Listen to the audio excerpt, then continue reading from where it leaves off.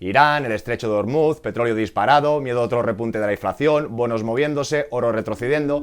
Mientras muchos titulares parecían anticipar una tormenta perfecta, las bolsas han vuelto a máximos o están muy cerca. Dow Jones tocó máximos históricos la semana pasada y el S&P 500 y el Nasdaq están arriba otra vez. Y el DAX ya lleva unas semanas consolidando una zona muy alta, como si estuviera esperando el siguiente movimiento. Así que la pregunta es clara, ¿el mercado está siendo demasiado optimista o simplemente los titulares iban mucho más rápido que la realidad? Menos ruido, más gráficos, más datos y sobre todo sentido común. ¡Vamos allá! Hace nada parecía que el petróleo iba a ser el gran susto del mercado, que es Irán, Hormuz, petroleros bloqueados, GPS apagados, riesgo energético y otra vez el miedo que la inflación volviera a apretar. De hecho, incluso se hizo viral una historia bastante curiosa. Una firma de análisis mandó a un analista al propio estrecho de Hormuz. Se subió a una lancha sin GPS, vio drones, patrullas, barcos que no aparecían en los sistemas de seguimiento y acabó con el móvil confiscado. Y lo que encontró no era tan simple como parecía desde fuera. No era un todo cerrado, pero tampoco era un todo normal. Había tensión y había riesgo, pero también había barcos pasando. Y esto es importante porque en mercado muchas veces primero se compra el miedo y después llegan los datos. Y cuando empezaron a salir noticias de más petroleros abandonando Hormuz, pues el Brent empezó a corregir con fuerza. Y no porque el riesgo haya desaparecido, sino porque el peor escenario de momento no se había materializado. Y esto nos deja una buena lección. Una cosa son los titulares, otra cosa son los datos y otra cosa es el precio. Así que vamos a verlo directamente en el gráfico del Brent y luego saltamos a los índices. Y aquí se ve perfectamente, a raíz de la última semana de febrero, pues el mercado mete miedo, luego el precio se dispara y después cuando los datos empiezan a ser menos dramáticos de lo esperado, pues el precio corrige.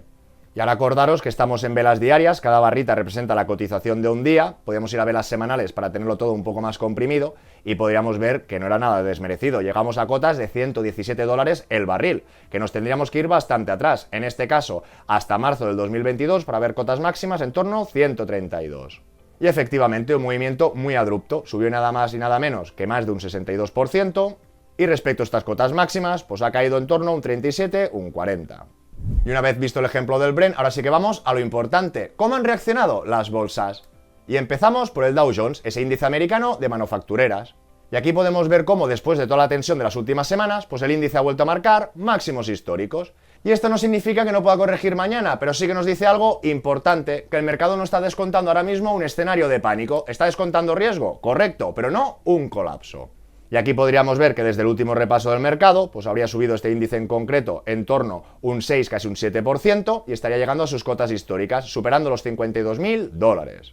Ahora saltamos al S&P 500 con una foto muy parecida. Venimos de semanas con ruido geopolítico, petróleo, dudas sobre tipos, pero el índice vuelve a estar prácticamente en máximos. Y esto nos vuelve a demostrar algo que se ha repetido muchas veces. Que una cosa es que haya riesgo y otra muy distinta es que el mercado esté roto. Mientras el precio aguante y recupera, no podemos hablar de desplome.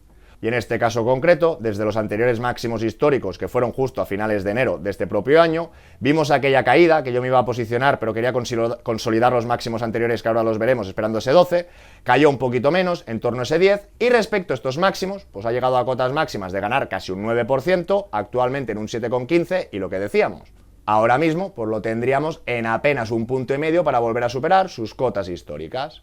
O incluso con mucha más perspectiva, aquí lo veríamos desde el 83 y todo el mundo tiene que entender las fases del mercado. Normalmente hay un rango, esa acumulación cuando sube y redistribución cuando baja. Normalmente un índice tan amplio, en este caso de las mayores 500 empresas de Estados Unidos, pues les tendría que ir muy mal a Estados Unidos para que retrocediera o cambiara esa tendencia. Pero recordaros que hemos visto en otros vídeos cómo Japón también tuvo una década esplendorosa y luego retrocedió y tardó más de 20 o 20 y pico años en recuperar.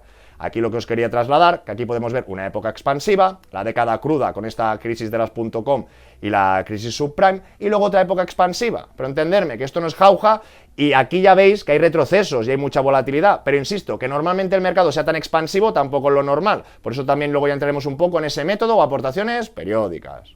Y si saltamos al Nasdaq, más de lo mismo. Es verdad que aún falta un empujoncito para superar estos máximos históricos, pero la estructura sigue siendo muy fuerte. Y en este escenario, como de costumbre, hay que vigilar dos cosas. Primero, confirmar que consigue romper esos máximos históricos. Y segundo, ver si esa ruptura viene acompañada de fuerza o simplemente es un amago y retrocede. Porque es habitual que el mercado no caiga de golpe. Primero se queda lateral, luego deja de hacer estos máximos crecientes y después ya veremos. De momento no nos adelantemos. Y en este caso, si miramos el DAX, ese índice alemán como representante de Europa, pues está en una zona muy interesante, porque vemos que ya lleva mucho tiempo moviéndose arriba, lo que estaría haciendo una especie de rango. Y aquí cada uno puede interpretarlo como quiera. Puede ser un agotamiento o puede ser una acumulación para tener otro tramo alcista. Y la clave, como siempre, no es adivinar, la clave es tener un plan. Si inviertes a largo plazo, esto no cambia demasiado. Sigues aportando, sigues diversificando y sigues entendiendo que los máximos históricos no son una señal automática de venta. Ahora bien, si quieres ser más activo, pues sí que tiene sentido vigilar ciertas zonas, porque cuando un índice rompe un rango, pues después de semanas de compresión, el movimiento puede ser más fuerte, pero tanto para arriba como para abajo. Y en este caso, si ponemos velas semanales, la última revisión o repaso del mercado lo hicimos aquí, pero podríamos confirmar que está haciendo un rango. Insisto, redistribución si cae para consolidar, o será acumulación si vuelve a pegar una castaña hacia arriba. Y esto ya nos lleva al VIX, que recordar que es el índice del miedo o de la volatilidad. Cuando el mercado se asusta, sube, y cuando el mercado digiere el golpe, baja, y aquí lo hemos visto bastante claro. Durante los momentos de tensión, pues tuvimos unos repuntes de volatilidad, precisamente pues a finales de febrero con este inicio del conflicto. Y a la vez podemos ir viendo cómo se ha relajado bastante, y encaja, como estamos viendo, la bolsa. Los titulares siguen siendo tensos, pero el mercado de momento al menos se ha calmado.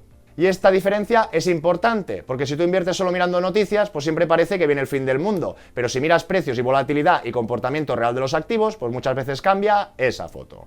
Y ahora podríamos seguir con el euro-dólar, que vimos un vídeo hace muy poquito, porque muchas veces cuando hablamos del S&P 500, del oro, del petróleo, nos olvidamos de la divisa, y para un inversor europeo la divisa importa. ¿Y por qué importa? Porque si el dólar se deprecia, pues una inversión en dólares puede subir menos que en euros, y si el dólar se aprecia, pues puede pasar lo contrario. Y no nos olvidemos de interpretar bien los gráficos. Numerador, denominador. Si euro está arriba, significa que si sube la gráfica se está apreciando el euro, se está depreciando el dólar, y en cambio, si cae, pues estaría depreciando el euro y estaría fortaleciendo el dólar. Con lo que aquí podríamos ver que respecto a la última sesión se habría depreciado, en este caso el euro, casi un 3%. Por lo tanto, si tú inviertes en S&P 500 y el S&P 500 hubiese quedado planito, tú verías una ganancia del 3%. ¿Por qué? Porque se ha fortalecido ese dólar. Y en cambio, si este movimiento pasa al revés, pues sería al revés, tú perderías valor. Y ahora, si os parece, pasamos rápidamente por Bitcoin, porque aquí sí que vemos una foto distinta. Porque aunque Bitcoin sigue siendo uno de los activos con más fuerza relativa de los últimos años, ahora mismo está muy lejos de sus máximos. Llegó a moverse cerca de los $125.000 y ahora lo tenemos en torno a la mitad de esos niveles, con una caída superior al 50%. Y esto es muy importante recordarlo, Bitcoin no es un índice global, no es un bono, no es un monetario y tampoco lo trataría como el oro. Tiene sus propios ciclos, tiene sus propios excesos y también sus propias caídas violentas. Y en mi caso concreto, ampliando esta visión, pues tengo mi propia zona marcada y no voy a actuar por pánico, por FOMO, porque me lo voy a perder. Normalmente este patrón o esta ciclicidad hacía que el tercer año de cada ciclo tocara esos mínimos. Ya veremos si lo vuelve a hacer o no. Este año volvimos a comprobar cómo no, en el segundo año tocaba sus cotas históricas. Lo que os quiero decir, que en este sentido voy a tener un poquito más de paciencia, me voy a esperar a finales de año a ver si testea esta zona que creo que es una mejor consolidación. Ahora bien, ¿puede rebotar antes y escaparse? Por supuesto, por eso cada uno tiene que saber qué estrategia sigue, qué confianza tiene con el activo y qué nivel de riesgo puede asumir. Y dicho esto, vamos con el oro porque aquí sí que me quiero detener un poco más. A diferencia de Bitcoin, donde todavía prefiero esperar, en el oro sí que estamos llegando a una zona donde tenía prevista una nueva aportación. Y hicimos varios vídeos hablando sobre el oro y la idea era bastante clara. El oro puede tener sentido como refugio, como diversificador, pero también es un activo muy cíclico. Y ahora que he hecho un poco de limpieza, he quitado todos los dibujos, ojo, ojito, que estamos desde el año 80, que lo he repetido varias veces. Lo que podemos ver que tiene unos momentos expansivos tremendos, acumulando subidas del 600%, y después de sus cotas máximas, pues durante bastante tiempo ha llegado a acumular pérdidas de casi el 70%. Aquí estaríamos hablando del 80 al 2000, que hablaríamos de 20 años. No, banquero, vete más para adelante. Correcto, desde este suelo del 2001, pues podríamos ver que subió en torno a este 600%, y después, más o menos desde el 2011, pues llegó a acumular unas pérdidas en torno al 43%, y para volver a superar sus cotas históricas, en este track concreto, tuvo que esperarse 10 añitos. Y ahora podríamos ver un poquito más de lo mismo, desde sus cotas más bajitas hasta su cota máxima. En este caso no ha extendido un 600, un 230, pero sí que podríamos confirmar con bastante volatilidad o fuerza que estaría repeliendo esta última subida. Lo que os quiero decir que no es un activo para entrar con todo por miedo, porque si entras tarde en el oro, pues te puedes quedar muchos años esperando, y por eso en mi caso, pues no quiero hacer tampoco una entrada única. Quería dividirlo entre aportaciones periódicas y otra parte reservada para caídas más importantes. Y de hecho hace poco hice una primera entrada, cuando el oro ya había corregido una primera zona interesante. Yo os dejo el vídeo por aquí.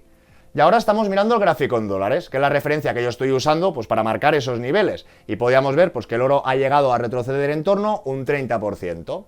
Y ahora recordar que una cosa es este índice, en este caso de CFDs del oro, cotiza 24 horas, futuros, y otra cosa es irnos a un ticker o a un producto concreto. En este caso, pues un ETF de la mano de iShares que invierte en este oro, y sería una clase o un ticker que lo tendría en euros. Esto que tenemos que recordar que el subyacente igualmente está en dólares.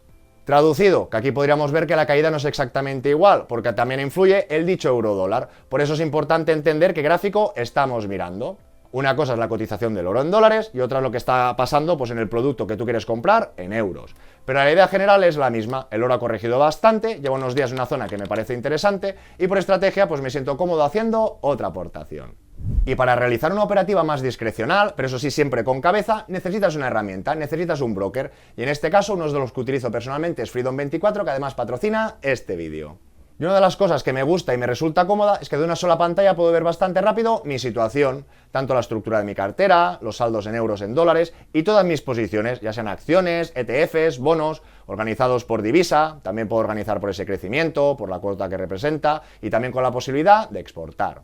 Y esto cuando estás revisando el mercado o quieres actuar con cierta agilidad, ayuda bastante. No porque tengas que estar comprando y vendiendo cada día, sino porque tienes toda la información bastante concentrada. Y luego, desde el apartado de operar, también puedo organizarme en diferentes listas de seguimiento. Y en este caso, como estamos hablando del oro, pues voy directamente a la lista que ya tenía preparada. Y aquí ya tengo varios productos que ya seleccioné en su momento. Y esto es importante porque cuando llega el momento de comprar no quiero ponerme a improvisar. Prefiero tener el trabajo hecho antes. Mirar los productos, comparar esos costes, ver el volumen, comprobar el spread. Y cuando el precio llega a una zona que tenía marcada, pues simplemente ejecuto el plan. Y aquí estoy mirando el mismo producto que ya utilicé en la entrada anterior. Y también una cosa que me gusta es que si bajamos un poquito más podríamos comprobar dónde realicé esas compras, que sirve como referencia visual. No para obsesionarme con el precio exacto, pero sí para saber si realmente estoy comprando por debajo de la aportación previa. Y como veis no estoy intentando acertar el mínimo, estoy haciendo una compra dentro de mi plan dividido. Hay una parte periódica y otra parte que estoy esperando estas caídas desde máximos. Así que volvería a subir. En este caso yo quería hacer unos tiros de 500 euros, como aún estamos un poquito por la zona superior, en vez de hacerlo por arriba, pues lo hago por abajo. Y la última vez que estaba un poquito más descolgado, pues amplié. Esto ya a cada gusto de cada uno. Coloco la orden y ya lo tendríamos.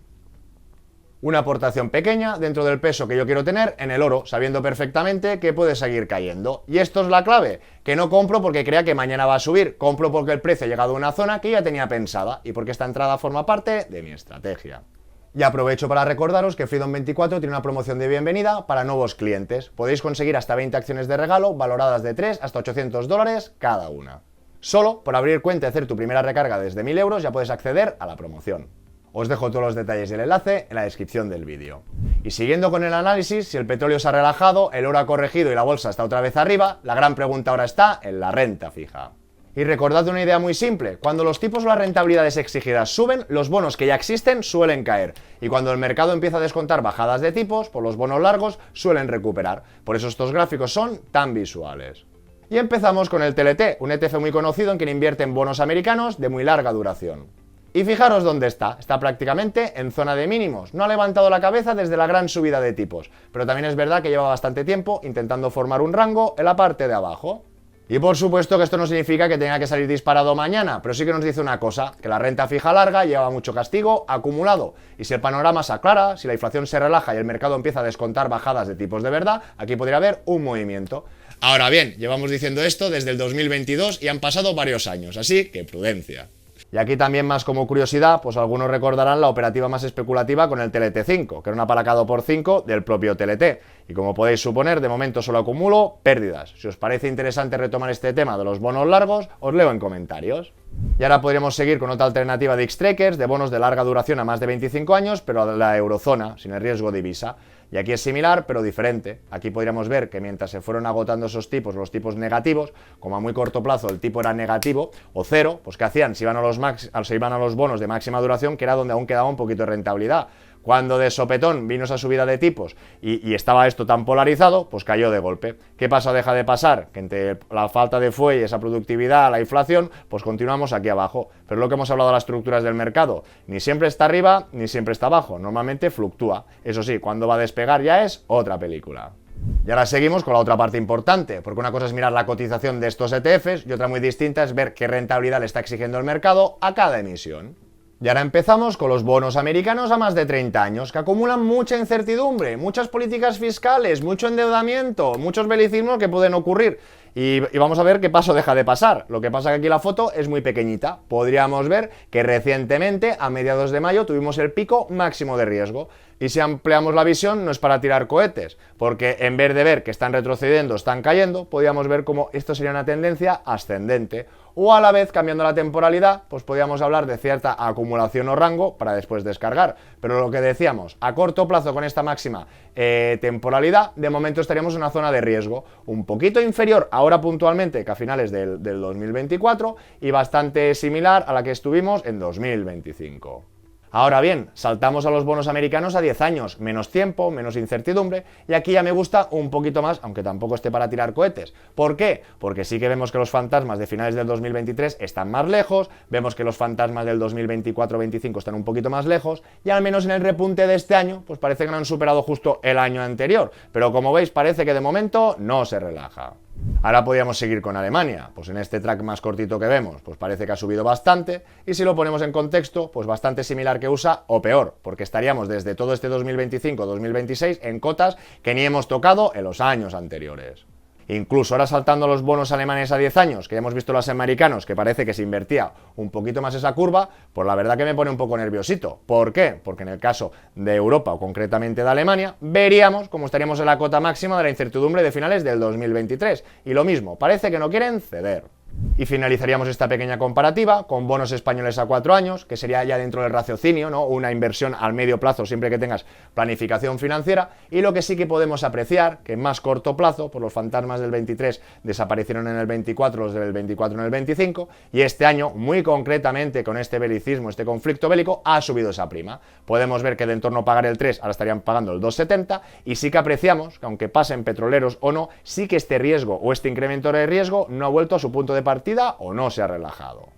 Y esto nos lleva directamente a las políticas monetarias. Como muchos sabréis, recientemente a principios de junio, el Banco Central Europeo subió 25 puntos básicos, es decir, 0,25, lo que sería sobre el tipo de interés, pues pasamos del 2,15 al 2,40, y sobre la facilidad del depósito, donde están más indexadas esas cuentas remuneradas, pues pasó del 2 al 2,25.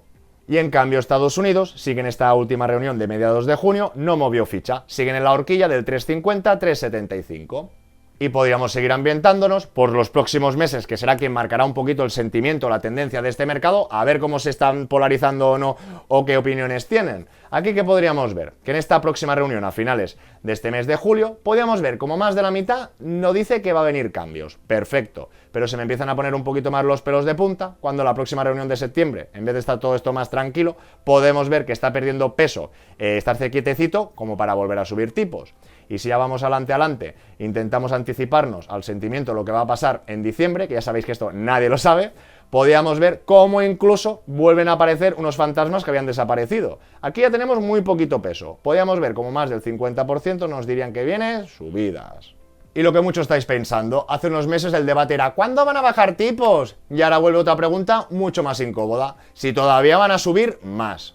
Y en Europa, pues el equivalente más práctico para mucha gente sería el Euribor, porque esto sí que nos afecta al bolsillo. Hipotecas, financiación, empresas, crédito. Si el Euribor se relaja, pues muchas familias respiran, y si vuelve a repuntar, vuelve la presión. Y si miramos este gráfico, pues pasa un poquito igual que los bonos a corto plazo, que vemos que hay un poquito de evento de crédito de prima de riesgo que de momento el mercado no lo ha digerido. Y ahora, si os parece, sigamos con las últimas lecturas o los datos macroeconómicos, que no me quiero enrollar demasiado, pero sí que quiero mirar tres cositas: crecimiento, inflación y empleo. Empezamos con esa productividad o ese crecimiento. El PIB de Estados Unidos trimestral, que sale calentito, del 25 de junio. Previsión 1,6 y de manera muy positiva ha salido superior, un 2,1. Y podríamos confirmar en el histórico cómo la confirmación del primer trimestre del 2026 es positiva de un 2,1. Y como algunos ya saben, pues cerramos el cuarto trimestre un poquito más flojos, pero también en positivo. En este caso no podríamos decir lo mismo de la zona euro, que aquí podríamos ver que la publicación de principios de junio, respecto a la previsión pequeñita pero positiva, fue un poco negativa.